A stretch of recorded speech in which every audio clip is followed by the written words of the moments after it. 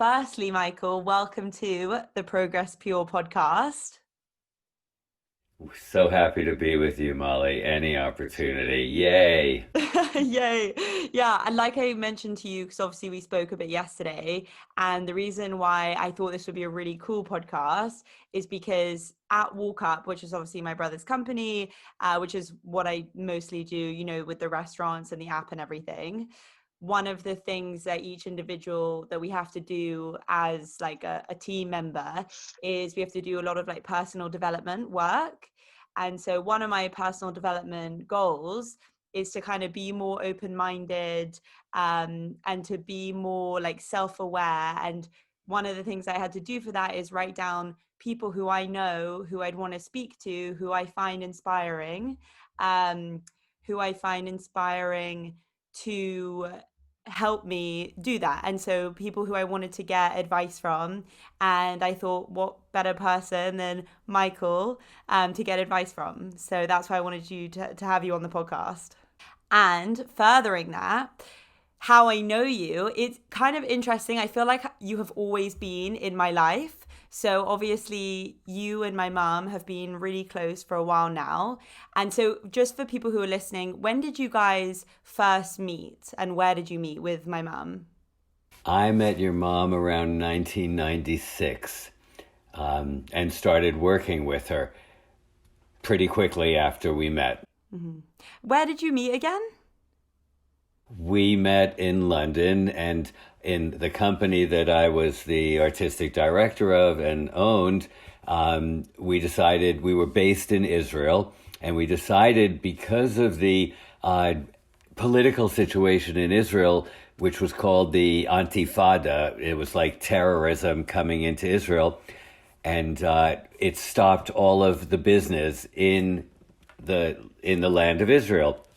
People used to fly jet loads of people, all their guests, to a bar mitzvah or a wedding or a museum gala, and it in Israel from all over the world, and suddenly that stopped.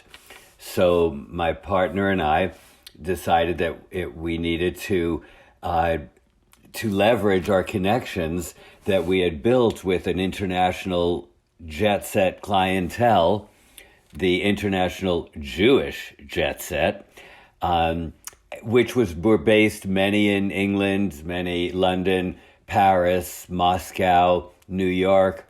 And we decided to reach out to them and share with them the situation in Israel, which they knew about. And we thought we could bring the gifts of my talent and capacities to other places in the world. So we came to London. My partner was good friends with your mother and father, and I just fell in love with your mom. And she was her energy and her desire to be part of our team, and I think she hadn't been working for a while. She'd been a mother, just had you a year or two before, and she was ready to take a bite into life, and she joined the team. So do you remember the first time that you met my mum? Well, I think it was coming to this lovely home that you had in Hampstead, and yeah, just meeting them. I mean, yeah, it was more social, and then when we really decided to come and open the company in London, that's when I thought of, why don't we do it with your mom? Yeah, that's awesome. Okay, so you were previously living in Israel, and then when, I'm probably going to pronounce it wrong, when the Intifada happened, then you were like, is that correct? Well, I'm a native New Yorker, born and raised in Manhattan. I moved to Israel after I graduated Studio 54, which was a really fantastic time in my life, and an incredible bubble of joy and beauty and fabulousness, and right before the AIDS crisis, so it was just blossoming with sensuality and love and a beautiful moment in New York history. And then I moved at 24 years old from New York to Israel, lived in Tel Aviv. And I lived in total 25 years in Tel Aviv, Israel. Probably after 20 years, that's when the Intifada happened in around 1996, 97. I moved there in 1979. So 89, yeah, like nearly 15, 16 years. And I had a major career and created the largest event design and production company in the Middle East. Wow, that's And amazing. yes, and the Jewish jet set included oligarchs from Russia. I don't know if you know, but 70% of the oligarchs from Russia are Jewish. And they were allowed in the early 90s to bring much of their money out of Russia, and they brought it to Israel. So that's when I began. They would take me to Moscow, to St. Petersburg, to different places to do their parties for them. And then came the Intifada, which made me think of, I didn't move to London. I still was based in Israel, but we were trying to build another source of business and work out of Israel because nobody was coming to Israel. Probably for nearly 2 years, people just stopped. It was too dangerous to do big parties. And so when you say you graduated from Studio 54, because if I'm right, isn't Studio 54 that like really famous club that was like the place to be in New York at the time? Yes. So I say graduated. The truth is, I never graduated any university or anything. But at 20, when I was 21, I had been working in the fashion industry and doing some modeling, and I was working for a company called Anne Klein, and Studio 54 opened, and I don't even remember how I happened to know it, but I went there, and there was lines, 10 people deep, the side street of 54th Street between 6th and 7th, you couldn't even drive by, and this famous bouncer just saw the beautiful people and pointed at them, and they were allowed to come in, and he pointed at me. And so I became a regular from the opening night, and it really was, Molly, I feel it was the last of the romantic, passionate, the disco was the last time that people danced, made love on the dance floor. Mm-hmm. It turned, in your generation, the different music scenes and people just kind of getting into themselves, and this was love on the dance floor. Mm-hmm. And really beautiful people, Halston and Calvin Klein, a very fashion crowd. I became friends with Andy Warhol and Bianca Jagger. Wow. It was just probably a year and a half of my life that I was there 4 nights a week. I know there was lots of drugs there and stuff, but I really was just turned on by the music and the beauty and the outfits and the easiness of moving on the dance floor and starting a dance conversation with another human being, and the fluidity on the dance floor was incredible, between men and men and men and women, and it was an exquisite, and the music was beautiful. So I say I graduated because it was like a moment in history. We say, and it was opening night for the first year and a half. In New York, we say before BBQ discovered it, and BBQ is Bronx, Brooklyn, and Queens. It's like before the second level of people, we were the creme de la creme, and it was really beautiful. It sounds like an incredibly creative, theatrical, accepting exciting place that you could kind of, in comparison to, I don't even know if I could compare it to going out now on any level, especially going out now because of COVID, but Yeah. it sounds like a really warm and accepting place. And like you said, in comparison to now where people go out and they're like kind of trying to work out who they are. And like, I mean, maybe there was some of that going on there, but it feels like people were way more like present and in the moment and not so much thinking about maybe not themselves in their head so much, but about that environment and how cool that was. Whereas now I feel like people are a little bit more the environment when people go out now is not so fantastical depending on where you go, and like electrifying, I guess, the energy that in comparison it definitely doesn't sound as great. You know, it's true. You understand it well. You know that song, Love is in the Air?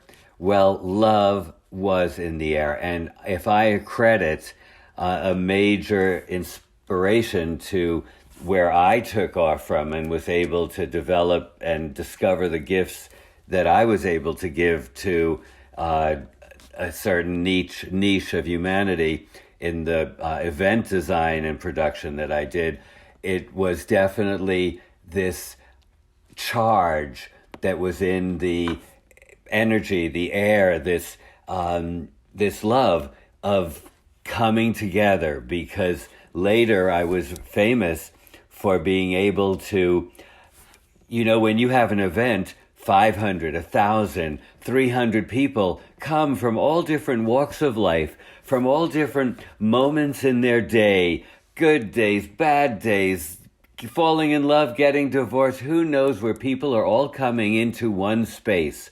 And the gift of a space maker is how to somehow create a force field that will engage and invite everybody at all the different levels, subconscious, conscious, emotional, inspirational, spiritual, all those bodies of energy. How do you invite them at like a wave to come ashore to where I created this moment, the space? And because then when they all come together, that's only the beginning. Then the flower of the night begins to open. And so the first thing is to get everybody planted in one garden. And I think that Studio 54 for me proved to me that there is a way to take disparate people from different walks of life, different energies that they're coming from, and invite them to become one. Mm-hmm. And how did you know you were gonna be good at doing events? Because if you've gone from this, you have this amazing experience at Studio 54, like you said, you almost like graduate from it, you're a part of it, a part of that like living and breathing thing, and then going to Israel, what made you think, okay, is it something that after Studio 54 you kind of like knew that's what I want to do, or? So I think there's an important part I need to share with you, and maybe you know this, is that my mother comes from a very aristocratic Jewish London family, the Wolfson family. Sir Isaac Wolfson was my great uncle. His brother Charles Wolfson was my grandfather. My grandfather married a woman named Hilda Jarvis Bartholomew, wow, who was the only Jewish model in the 1930s and 40s in England, and she represented England in Paris shows by Schiaparelli and Lanvin and Dior in the 30s and 40s. And so I come from this family, and my mother was brought up on Grosvenor Square in a beautiful home there. And so when she married my father and moved to New York, she created the home I grew up in was always entertaining. And it was the 60s. I was born in 1955. So the 60s and early 70s, I was a child in this home, which was a magnificent home with a fabulous art collection and entertaining all the time. I used to hide in the pantry, the butler's pantry, and it was the days of Persian caviar. Wow. And the guests, they would buy 5-pound jars of caviar. They weren't so crazy then, expensive. And the people wouldn't even finish their spoonfuls of caviar. It was so... and I would lick the plates clean in the butler's pantry. And I grew up in this environment of style and grace and elegance and cocktail parties. I'll just tell you something. Have you ever thought why a cocktail party is called a cocktail party, Yeah. Molly? Yeah, why are they? Well, a good cocktail party is when the cocks are in the tails. Right? It makes sense. You're all does kind of make sense.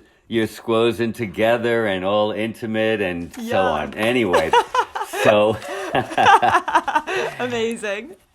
so I grew up in that, and then Studio 54 came, and I'd been in fashion, and this whole layer of life, this very beauty, but not beauty of the beauty that today we know as harmony and a sustainable ecosystem. Like today it matters. Then it didn't matter. It was enough just to be fabulous.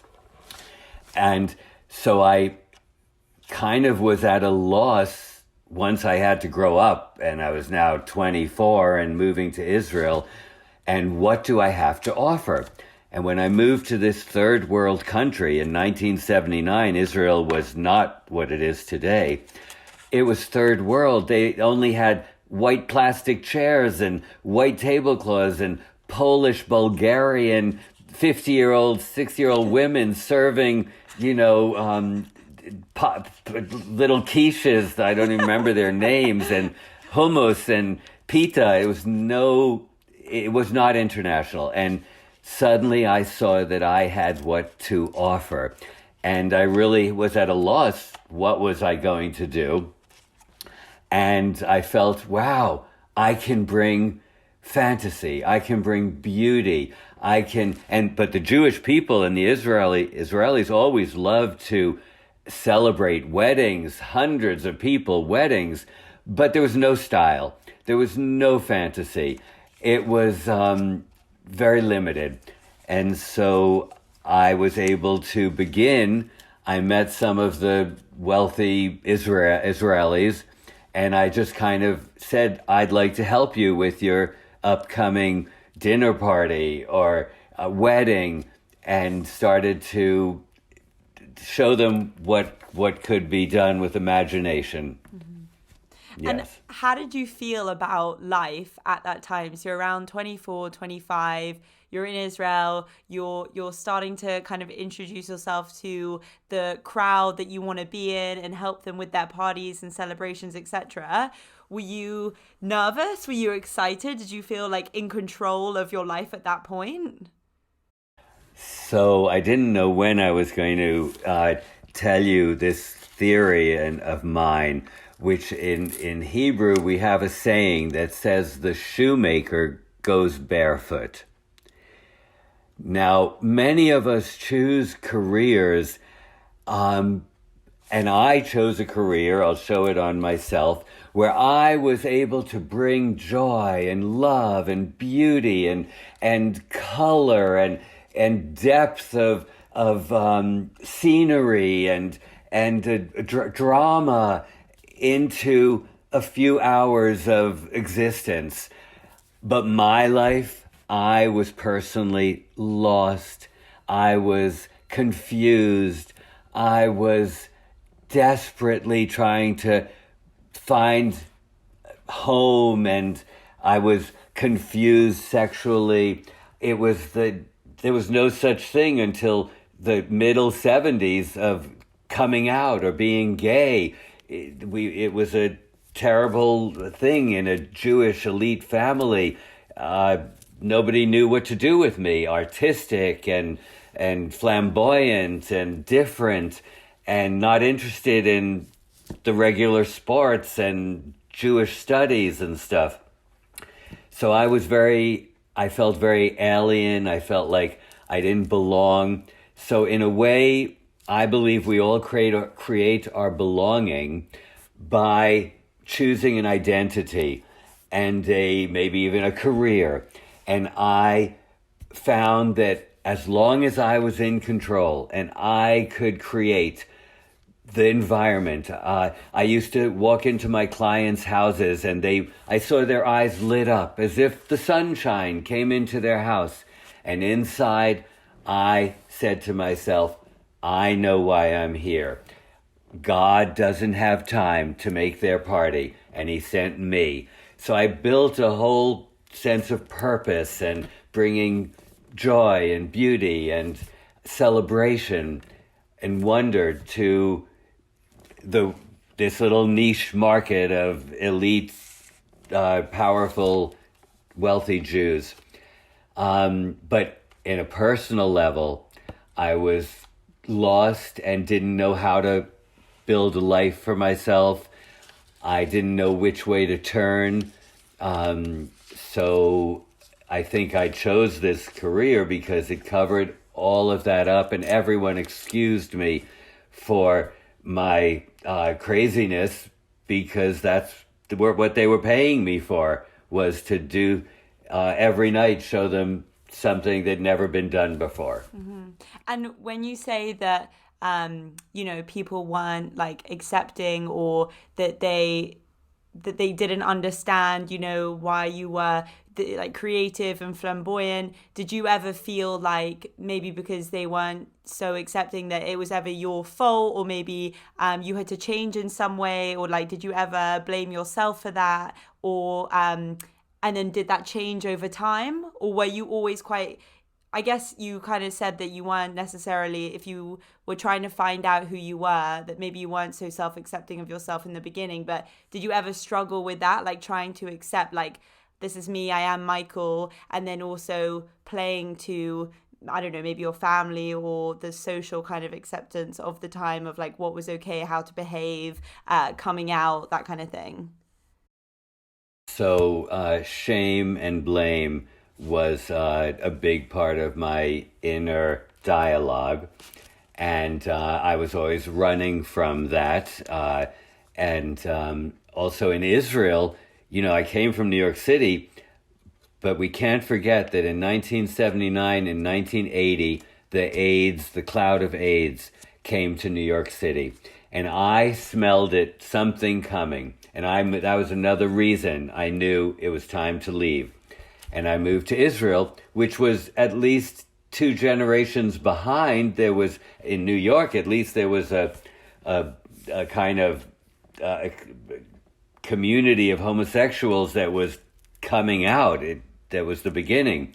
In Israel, it was behind. I had been what I call burnt by it was such a frustrated life in New York City that if you were gay, it was all underground, and it was the meat packing where you go to Jeffrey's and to go and buy shopping on the meat packing district. It used to be real meat hanging, and the underground gay scene was there.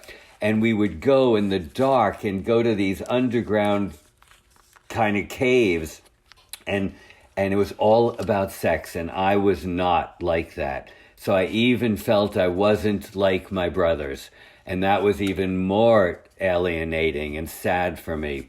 So I left it all, went to Israel, and then I just became a chameleon, and that meant I'd met a beautiful young woman. We knew each other. She liked gay men. She had her own story. There's a lid for every pot. Mm-hmm. And thank God we made 2 beautiful boys, and you've met them and heard of them. And they were the gifts of that. But it was a very, I couldn't, survive in that either. Mm-hmm. So I just thank God for my career and for the love that my clients had, and all of I created an industry in Israel. Mm-hmm. Florists, lighting designers. They knew nothing, and I would tell them, let's do this, let's do that.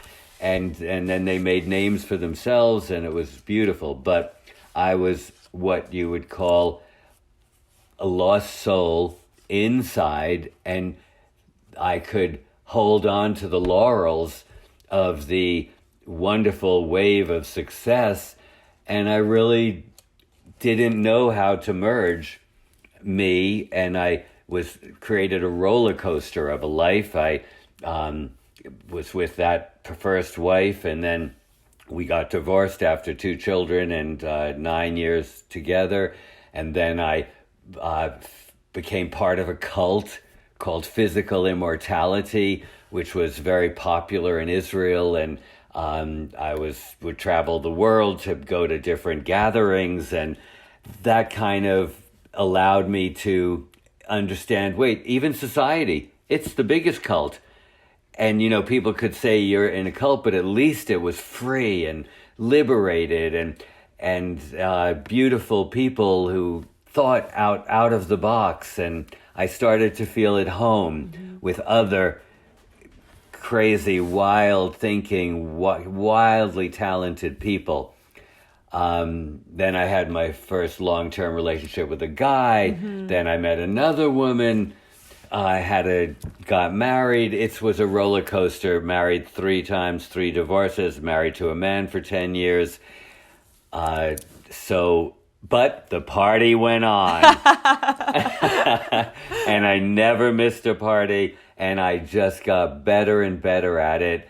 Yet I was not happy like the parties that I created, like the shoemaker who goes barefoot. Right. I love that phrase, by the way. I'm going to use it from now on. I'm stealing it from you. So do you think that the marriage that you had with your first wife was kind of like a front in a way, or was that something that you wanted to create? I did it as if I was blindfolded, she knew I'd been with men before, that I had a boyfriend in New York before her. She kind of had a boyfriend before me who was gay, but nobody talked about it. It was like, wow, if we could just fit in. She's a beautiful physical woman, a beautiful person, but we all kind of pushed things under because it was still not accepted, and nobody wants to be not accepted, and tried to make the charade. And in that sense, maybe I'm thinking about it now for the first time, that just like I was a master of illusion in my work, maybe I took that illusionary capacity and lived my life that way. But when you have children and the wife, the woman becomes a mother, and all of a sudden different values, and I had no father muscles, and I just thought, what happened to the weekends? They were for partying. Yeah. I was not ready. And I think that it was all just desperately trying to somehow hang myself like on a coat hook somewhere that I'd feel, okay, I found safety. Right. It was seeking safety. Yeah. Right. Like maybe, I can be this kind of man to the outside world. Like if I have a family and if I do this and I do that, then I'm okay. Definitely. That facade. And I was lying, cheating, I could say I could come home any hour at the night. I was making a party. So even if I left the party at 1 a.m. or 2 a.m. and not come home till 4 a.m, I could say I was at the party. Yeah. Yes. So it was a life of betrayal, of not being whole, and I had a conversation with God, and I would say to him, it's tough down here, and he would say, yes, I know, and I'd say, and that's why I need to have these little aborigines, and somehow I made that conversation to make it easier. So you'd kind of compromise with yourself, or negotiate with God and maybe yourself to Yes. accept it. Yes. And yeah. if you could talk to your 25, 24-year-old self right now, mid 20s, and give yourself any advice at that age, or tell yourself anything that you think would be helpful, having lived, how old are you now? 65? Nearly 66. Nearly 66. Is there any kind of advice that you would want to give your younger self? Yeah, I mean, I would go much earlier than 25, and I would go to that beginning moment when I knew I was different. And I would say, this is a gift. Being unique, being special, being different is the biggest gift we can have. And we have to, I would just encourage and give myself courage to speak my angle, my truth, to follow my heart, and to be proud and not to allow anybody to shame me, and to always have an answer. It's like, if somebody says, "What's wrong with you?" or "Why are you doing that?" I would like, I'm fine. Do you have an issue with it? But and I would strengthen those muscles of do it my way, do it your way, mm-hmm. and know this is the blessed way for you. Mm-hmm. Because by the time I got 25, plus all what was going on around, men like me dying of AIDS, and the curse, feeling that we're cursed, that's pretty dark. Yeah. And I would say that even when I was an adolescent and knew, and I'm at 16, I knew I have to go out and explore and find the men's world. Mm-hmm. And I was shocked by it because it was all underground and frustrated sexuality and sex. And I knew I was different. But even there, I compromised. I betrayed myself.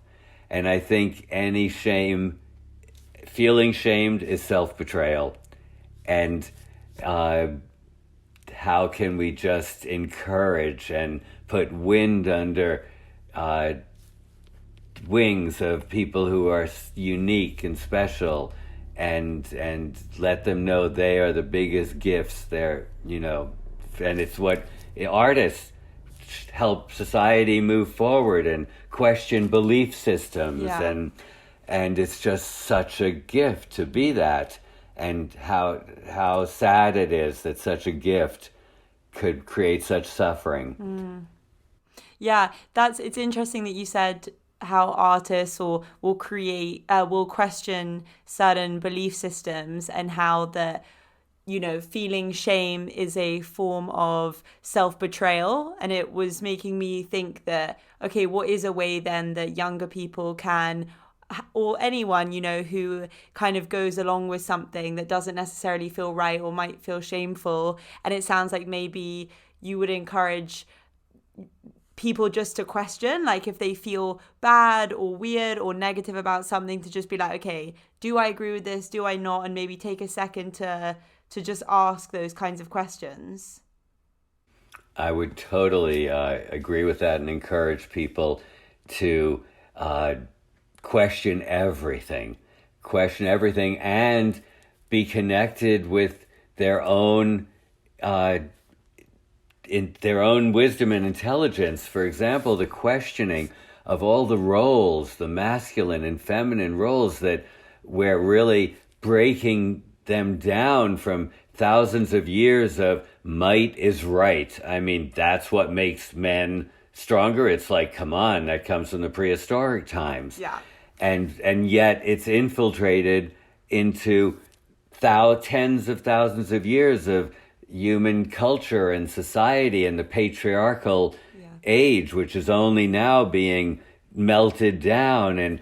And maybe we're just all human beings being our unique human selves, And these bodies, the male body, the female body, it's all an illusion that we could all, who knows, I get it that the only thing that a woman can do that a man can't do is to conceive a baby and grow a baby inside of her. And that's amazing. And if there's anything that I'm envious of, it's that creation. And I could create 1,000, 100,000 parties, but that seems like the biggest creation ever. Yeah.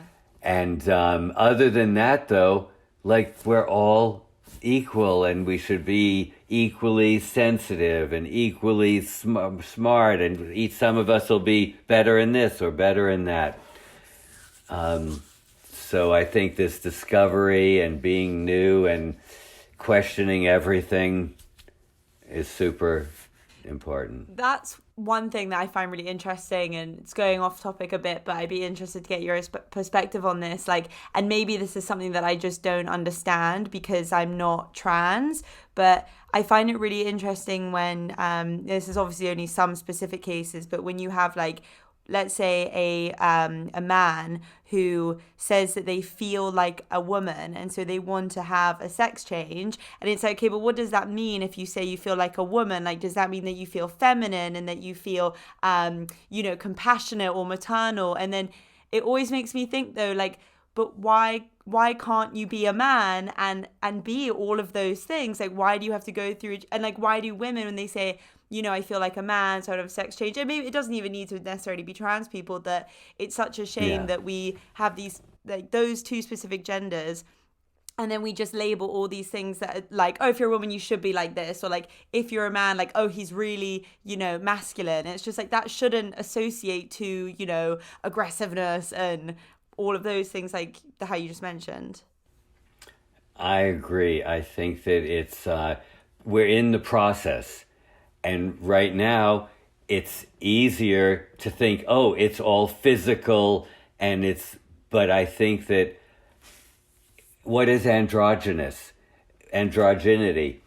I'll tell you something just because when I was probably 10 or 11, my breasts were killing me. They were burning, and I was so embarrassed because I had two brothers. They didn't complain, and I would squeeze them and white liquid would come out. And I knew that I was different, but I was so ashamed. Finally, after months, I went to the family doctor and I dared to say, I don't know what's going on, doctor. And I told him, and the only relief I had was when I would squeeze my nipples and the white liquid would come out. And he said to me, Michael, it's nothing. You see, boys and girls are the same. We all have the same glands and the same hormones, but at puberty, the boy develops certain glands more, and the girl develops other glands, and the breast glands of a boy go through their last hurrah, and then that's what yours happening to you. Wow. Now, so actually we are all androgynous, and that's our beginning. We all start before even in the embryo, we're all the same, and then things change. So I feel that it's more, again, this whole question of oneness and division and separation. Like, there's still going to be attraction. Whoever's going to be attracted to whoever will be attracted to whoever. So why not let ourselves nurture who we are as individuals and discover it? But there's so many labels and so many shoulds and so many shouldn'ts and manipulations and agendas that push us to become the ideal and to fit in and to look like and to be like, that it separates ourselves from our true selves. Mm-hmm. Yeah. That's the shame.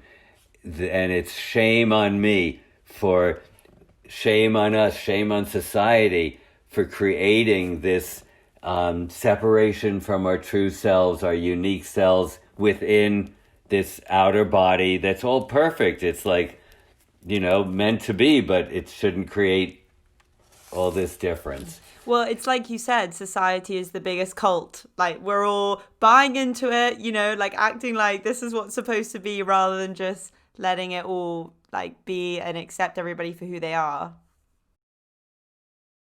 Accept and encourage people to be who they are, because people have forgotten who they are, and they're not becoming more of their true essence. They're becoming more to check that box and check that box, and the illusion that this is now they're safe. And I was doing that too, so I've tried it all. Yeah.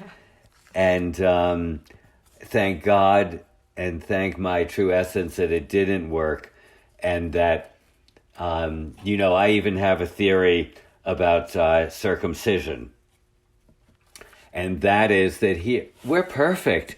Does any other animal on the planet say, "Oh, I've got to bite off my male boy's foreskin because it's not okay"? They all have foreskins, yeah.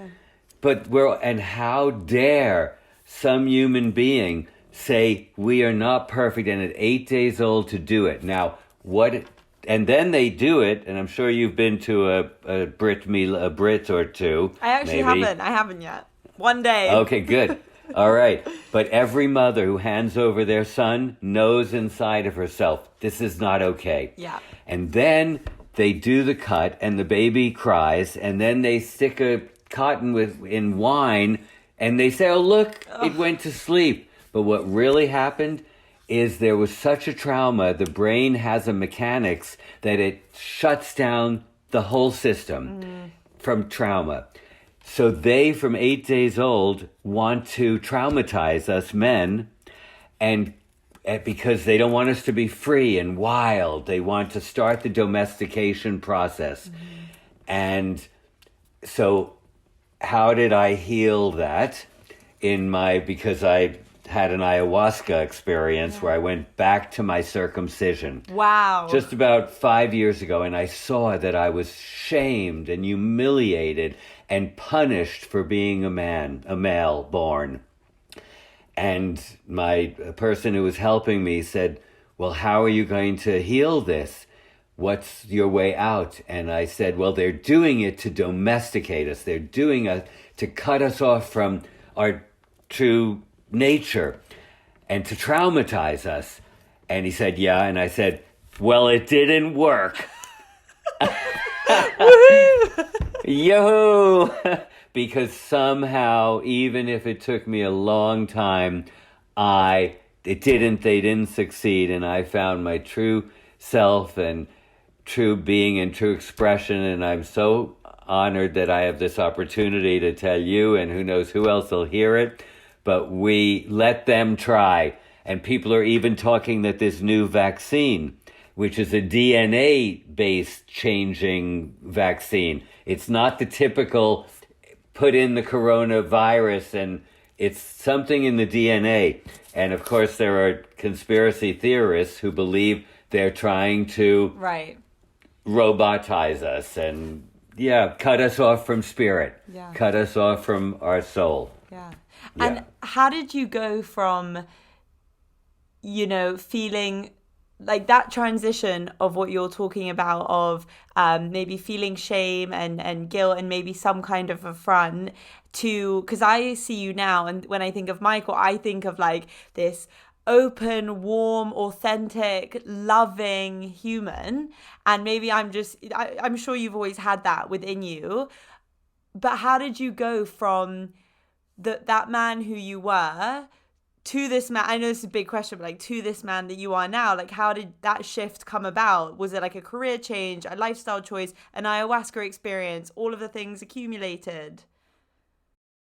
While you're talking, I'm thinking that another in the process, that by creating this incredible character, this celebrity, infamous creator named Michael Stern, that in a way, and what you saw in me, the bigger than life uncle and friend and warm and gorgeous guy, who was full of light and so on. I had to, once I decided enough with my career and that the career was I was burning out. It was a very high intensity career. I'm like, how do I integrate and capture all of what I gave out and gave away? How do I like become it for me? How do I bring the light to me? How do I turn my life into, a true celebration and a true realm and dimension of able to see other dimensions, and that's which I was doing in my career. I was changing reality and creating reality. So why not? I finally realized and woke up out of that dream of doing it for others, and now I had to use my powers for myself. And you remember when I stopped my career and I founded an incredible second career in New York City, where I worked as creative director for a big real estate company for 15 years. And it was much smaller, more intimate, community, working as part of a team, not being a solo maestro, and starting to change my values that, wow, I'm what counts, not to see what I produce outside of me as what counts. So it's been a long process. So it was an active decision for you you got to a point where you're like, I want to find happiness and wholeness within myself. And so was that something that catalyzed you going back to New York and working in that real estate firm, and kind of being like, I'm going to do self work and self love? Yes, and to go in, I started studying Kabbalah for 7 years, and then I got deeply involved in the Kundalini yoga and meditation movement. I became a certified teacher of this incredible type of yoga called Kundalini yoga, and started to rebuild myself, and I was still suffering. I met a man, was with him for 11 years. I didn't realize how I had chosen somebody who was in the fast lane, major decorator in the New York scene, and he was me. He was the old me. It's amazing how we keep the shadows. The shadows will come in, and this work is a lifetime work to heal from the confusion, the darkness, and underneath it all is our beautiful selves. And did it take a lot of, because you said you had to rebuild yourself, and did that take a lot of breaking down who you were? Like, did you have a lot of those moments of self-reflection where you're like, oh, like, did you have realizations that maybe you had been living in a way that wasn't in line with how you want your life to go and how you want to feel? I had gone so far away from even knowing what I wanted or who I truly was. And so there was a great identity crisis period. And I'm so thankful that studying the wisdoms of ancient teachings, because man has always had these questions of who am I, and then I just believe most of our ancestors chose like the path separated, and most of us took, I'm going to be my money in my bank. I'm going to be the land that I own, the house that I own, the women, the man I'm married to, the women in my concubines, the wars that I fight. We just started becoming, and so many of us in the Western world are victims of this. We were born into that, proving and doing. And what happened to what's free? Love, kindness, growing food, being part of nature. What happened to cuddling to stay warm? Yeah. Now nobody cuddles. Yeah. Cuddle is like foreplay. People are looking for sex just to be able to touch. And we used to cuddle to stay warm. And now there's none of that. And we've gotten so far away, and we think everything is amazing, the high technology, but we're starving.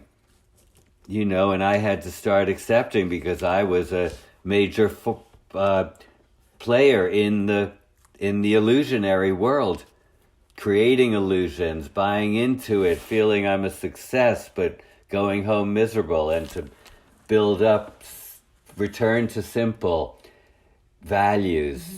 Yeah. After all, yeah. That's something that I know that you always, really resonates with my mum. When, like, last time I saw you, I think it was 2 years ago now, around Christmas time, and the thing that you've spoken to my mum about a lot is when you say, Mairead, I'm simplifying my life, and or just simplify. And that's kind of like, you know, and now my mum, she always says that, like, it's okay because I'm deciding to simplify my life, and whether that means getting rid of material things or people who, you know, don't add any positive value to your life. I think that's a really nice phrase that you say.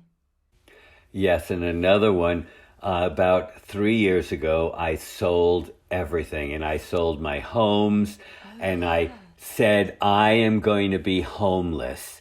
Now, of course, I was homeless with a very solid bank account, but I got rid of everything that makes people feel safe, and it never made me feel safe, but it somehow, it gave some illusion of safety.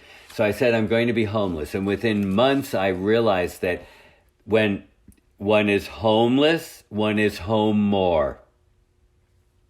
So there's homeless and home more, because this is the home. And I now can return. And I just met a wonderful man and moved into his home. And I don't need to make it mine and bring my, you know, we have a word, tchotchkes. I like his tchotchkes. What do I need my own for? And why put so much attention and effort into the four walls when there's a whole life and world and beauty out there? So I'm so happy that I've questioned everything at this point in my life. I believe that all time is happening at the same time. There is a theory that the past, the present, the future are all happening at the same time. Mm-hmm. And here we are with 30 some odd years, 35 years, 34 years difference between us. Mm-hmm. Of course, I feel some aches and pains of being 66 in the body, but we're all children of the universe. And just because I'm a parent, it's the first time, and we're all asking similar questions. We're all able to, I just hope it's the first time in history, I think, that so many of us at so many different ages and points in our lives are questioning and gaining this stronghold in a whole new concept of values in life. Yeah. I think that's a really lovely reminder to remind people that even though, you know, we're at different ages, and that sometimes means you're at different stages of your life, that at the end of the day, we're all just people experiencing life and going through it. And it's quite freeing to think that, because it kind of reminds you that you don't need to be intimidated by somebody just because they're X amount of years older. We're all just human, you know? Yeah. So that is a really nice ageless, timeless. Why should we buy into age, to time? It's another belief system. Let's be ageless and timeless together. Yeah. And so what would you say are the things that you value the most now? Communication, listening, loving connections, friends, family, nature, the beautiful planet Earth, sky, the wisdom of the ancients before all of this consumption and materialism and before the Renaissance even, which was just a pretty moment like Studio 54. That was the Renaissance, as if now theater and culture, but did that bring peace to earth? We've never had peace on earth and hardly ever had peace within ourselves. And peace seems to me to be of the greatest value. Peace and love and knowing we have, they say, well, you got a second chance, another lie. We have 100,000th chance, and there's always another chance. And to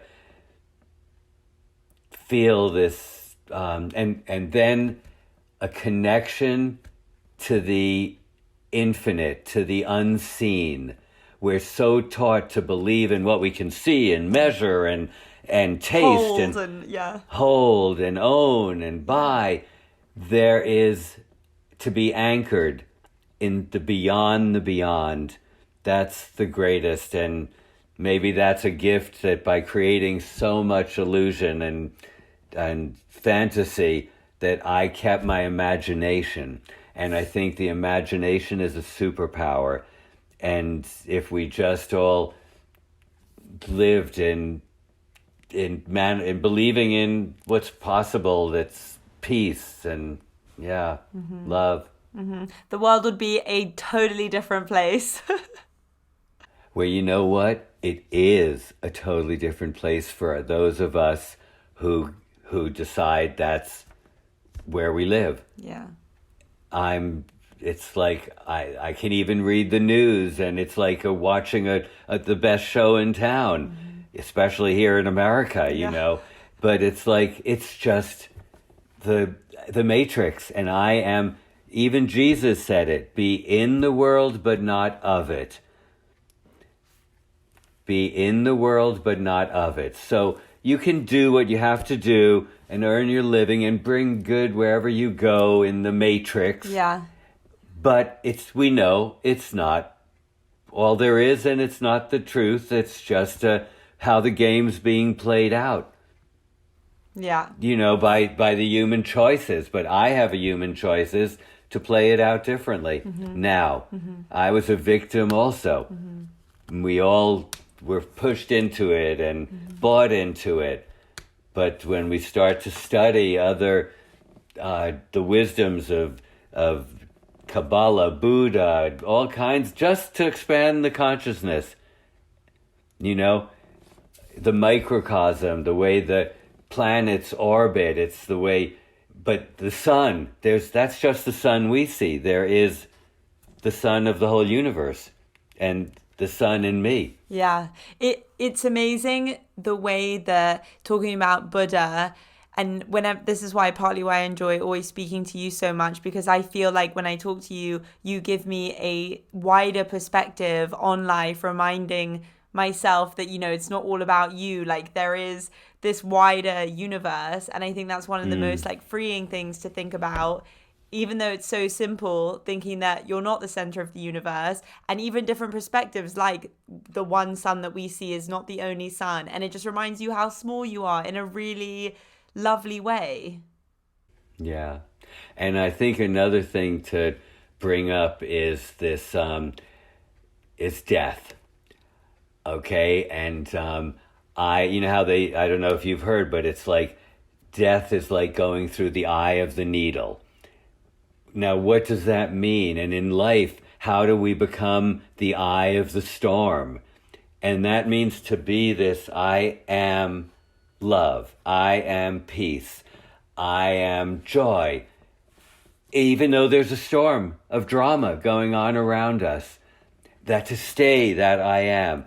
And as I feel that my life, I'm living my life now to get through the eye of the needle of the death. I'm living my life so that when the last breath comes, I will be able to hop on it as my true essence, not the complaining, not the resentful. You can't get through the eye of the needle if you haven't forgiven yourself, forgiven others, found love, feel whole, uh, not separated. That there's a part of me that wants this, another part of me. Enough with the parts, just to come to the simple, aligned center, oneness, and to feel whole.